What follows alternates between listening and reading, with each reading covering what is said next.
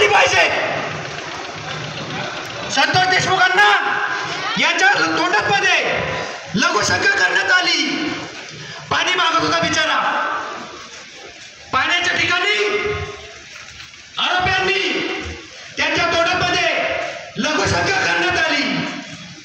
अशा मारेकऱ्यांना फाशी, अशा मारेकऱ्यांना फाशी, अशा मारेकऱ्यांना फाशी,